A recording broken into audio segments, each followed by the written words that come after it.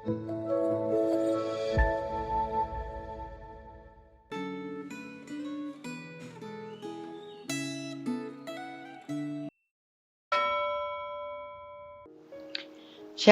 Bapak Ibu saudara sekalian, mari kita meminta pengertian dari Tuhan supaya kita boleh memahami firman-Nya. Mari kita berdoa.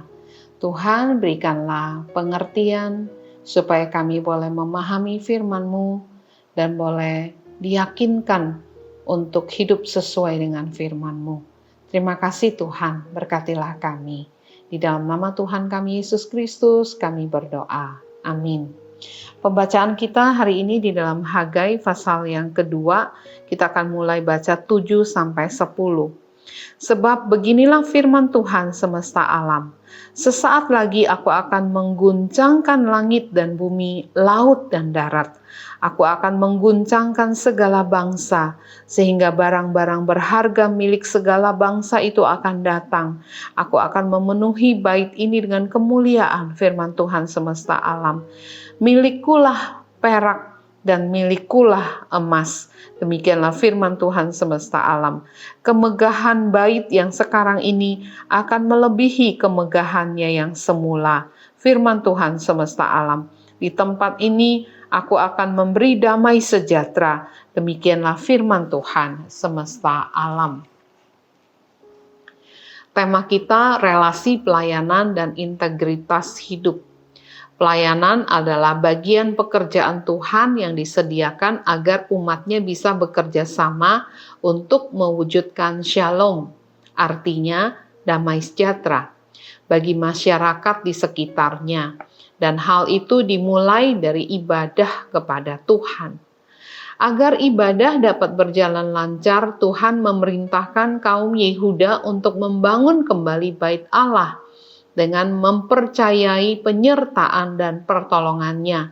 Sekalipun mereka harus menghadapi kenyataan adanya ketimpangan dalam perbandingan antara bait Allah yang megah yang dibangun Raja Salomo dengan bait Allah sederhana yang sedang mereka bangun di ayat 4.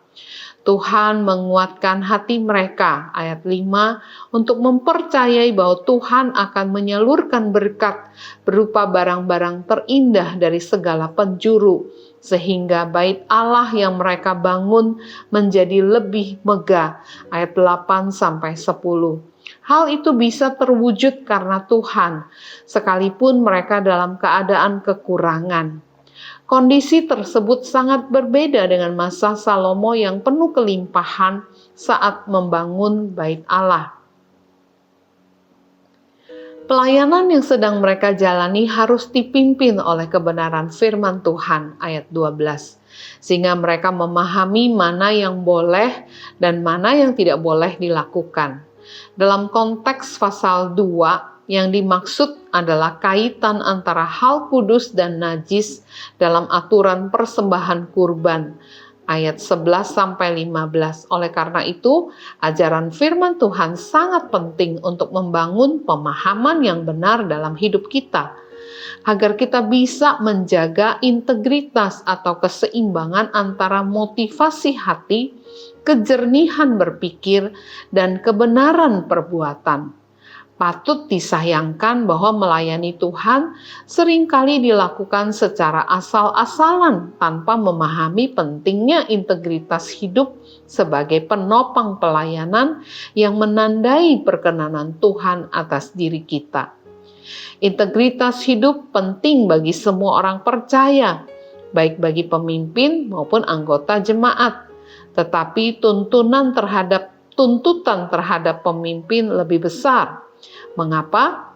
Pemimpin dituntut karena pemahaman yang benar diperlukan agar bisa mengarahkan umat. Tanyakanlah kepada para imam, ayat 12. Pemimpin harus menjadi panutan agar dapat dipakai Tuhan untuk menggerakkan umat. Pemimpin harus mengarahkan umat untuk hidup secara berintegritas. Artinya kehidupan dan pelayanan yang dikerjakan harus selaras. Dari situlah terjalin dan mengalir shalom dan berkat Tuhan dalam kehidupan umatnya. Shalom dan berkat Tuhan tidak pernah berhenti sekalipun harus melalui proses sejarah dengan pasang surut kehidupan umatnya.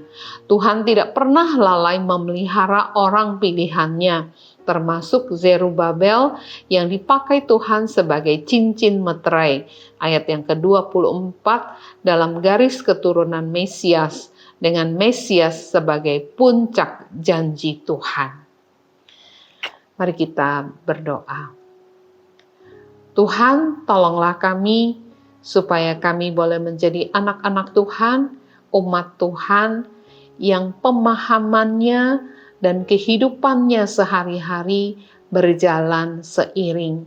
Biarlah kami menjadi orang-orang yang berintegritas, orang yang mengenal Tuhan di dalam pemahaman kami, tapi yang kelakuannya pun adalah orang yang percaya, sehingga kami boleh mendatangkan shalom kepada orang-orang di sekitar kami. Berkati dan tolonglah hidup kami ya Tuhan. Terpujilah namamu. Di dalam nama Tuhan kami, Yesus Kristus, kami berdoa. Amin. Tuhan memberkati kita semua Bapak Ibu Saudara sekalian.